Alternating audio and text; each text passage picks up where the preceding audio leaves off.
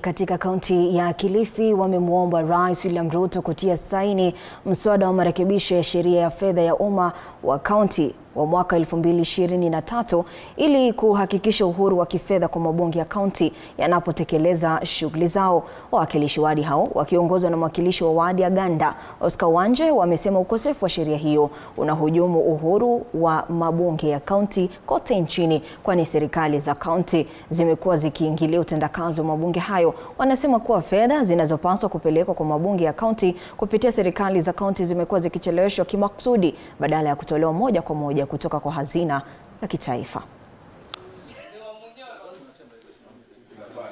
Tunaomba rais aweze kuweka sahihi mara moja, ambapo oversight itakuwa isumbuki. Kama sahihi wajumbe bado tunategemea executive kufanya shughuli zetu.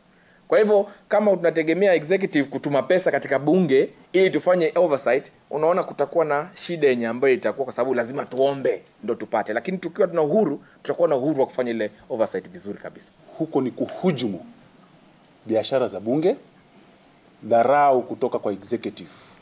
Walikuwa wafike, basi waambiwe hakuna quorum. Kama wao hawakufika, walijuaje kwamba hakutakuwa na quorum?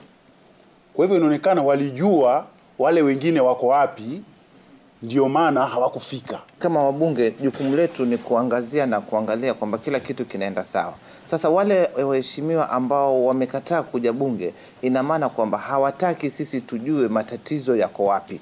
Wameside na wale watu wengine. Hawataki mambo yawekwe bayana kwa jamii, kwa community. Ndio maana hawataki